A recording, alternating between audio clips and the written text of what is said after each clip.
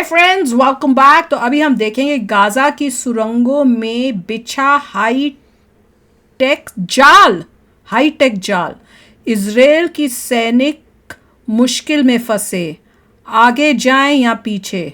चलो देखें, वीडियो शुरू करते हैं। वीडियो शुरू करने से पहले अगर आप चैनल पर नए हो और आपने अभी तक सब्सक्राइब नहीं किया तो जल्दी से पहले सब्सक्राइब के बटन और बेल आइकन को क्लिक कर लो ताकि आपको हमारे सारे न्यू वीडियोस के नोटिफिकेशन मिल जाएं जैसे हम अपलोड करें। अगर आपको वीडियो पसंद आता है प्लीज लाइक एंड शेयर। चलिए शुरू करते हैं। और दूसरे दो चैनल्स उनको भी सब्सक्राइब कर लेना, उनके लिंक से डिस्क्रिप्शन बॉक्स में आपके रिक्वेस्टेड वीडियोस उन चैनल्स में भी आ रहे हैं। सुरंगों में बिछा हाईटेक जाल, गाजा में इजरायली सैनिक बुरी तरीके से फंसे। दोस्तों, हमास जिस तरीके से काम करता है उसकी टैक्टिक्स सुनकर आप हैरान रह जाएंगे।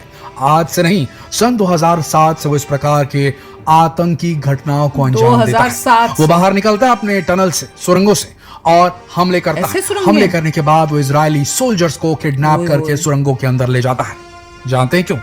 पॉइंट नंबर 1, वो उन किडनैप सोल्जर्स के एवज में अपनी मनमर्जी की चीजें उगा लेता है। ये वो वॉर है जिसमें सारे जो फिर चाहे वो फिलिस्तीनी प्रिजनर्स को छुटाने की बात हो या और कोई चीज की डिमांड हो, वो पूरी करता है। दूसरी चीज, वो जब किसी सोल्जर को उठाकर टनल सुरंगों के अंदर ले जाता है गाजा की, तो उसके बाद दोस्तों उन सुरंगों के खुलने का रास्ता, उन सुरंगों के मुहाने को खोजने के बाद भी इजरायली फौज जो है वो उन सुरंगों में अटैक नहीं कर सकती, क्योंकि उन्हें मालूम होता है कि उनका एक साथी इन सुरंगों के अंदर है। इस प्रकार का वॉरफेयर, जिसे टनल वॉरफेयर कहा जाता है, गुरिल्ला युद्ध का सबसे परिष्कृत फॉर्मेट, ये जो है एक्सीलेंट अंडरग्राउंड वॉरफेयर में आता है और इसमें पारंगत हो चुके हैं हमास के लड़ाके। उन्होंने अपने हाथों से बनाए हैं इन टनल्स के मकड़ जाल को, जो कि गाजा की जमीन के नीचे बसे हैं।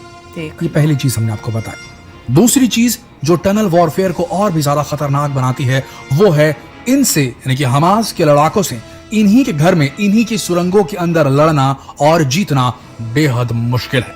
पहले तो अंधेरा, गुप्त अंधेरा, और अंदर घुसने के बाद में वहां जो भी कम्युनिकेशन सिस्टम होता है वो कंप्लीटली फेल हो जाता है इजरायली फौजियों का। देखिए, कोई भी ऐसा कम्युनिकेशन इक्विपमेंट, चाहे टेली कम्युनिकेशन इक्विपमेंट हो, रेडियो इक्विपमेंट हो, डिजिटल इक्विपमेंट हो, सैटेलाइट से चलने वाले इक्विपमेंट है जो इलेक्ट्रोमैग्नेटिक वेव्स पर डिपेंड करते हैं, उनका काम करना इन सुरंगों के अंदर बंद हो जाता है। और इसके चलते इजरायली फौज की सबसे बेहतरीन यूनिट भी जो है, याहलोम यूनिट, जिसे स्पेशल ट्रेनिंग दी जाती है टनल वॉरफेयर में, वो भी इन सुरंगों के अंदर घुसती है तो वो कम्युनिकेट नहीं कर पाती ग्राउंड के ऊपर, सरफेस के ऊपर मौजूद अपने कमांड सेंटर से। दूसरी चीज, वहां से ना कांटेक्ट कर पाए तो ना कर पाए, एक दूसरे से भी कांटेक्ट नहीं कर पाते हैं लोग। कोई आगे चला गया सुरंग में, कोई पीछे, उसी से कांटेक्ट टूट जाएगा। इस किस्म की सिचुएशन क्रिएट होती है।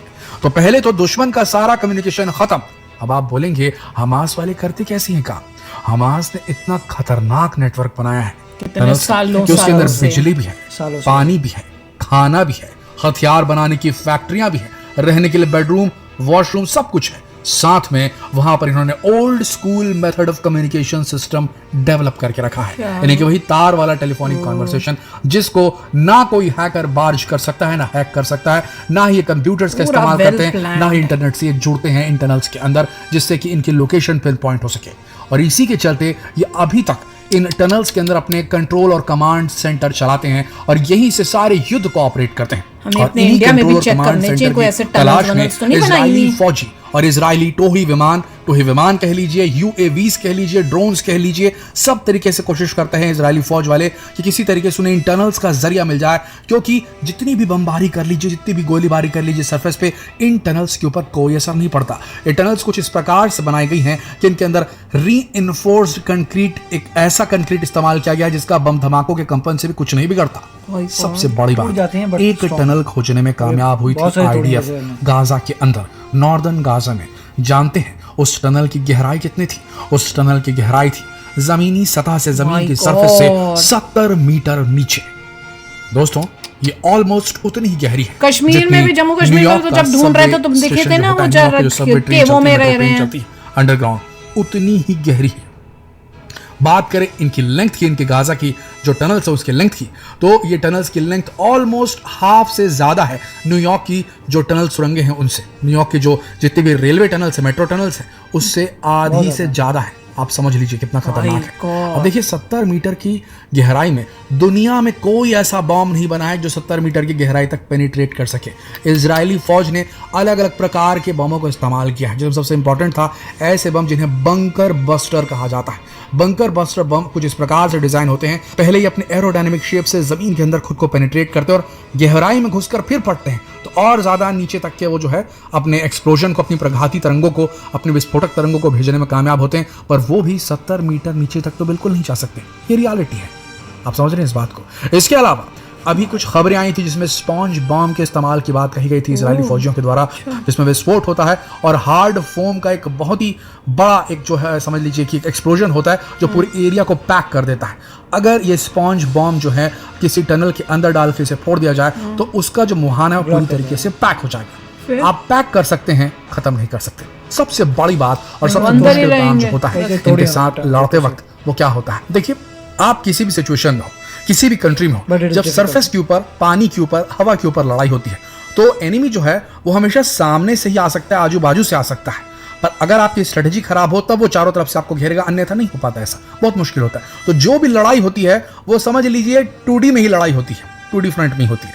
लेकिन गाजा के अंदर जब लड़ाई होती है, खासकर इंटरनल्स के नेटवर्क के ऊपर में, तो लड़ाई 360 डिग्री हो जाती है। ये हम क्यों कह रहे हैं समझते हैं आप, सुनिएगा जरूर।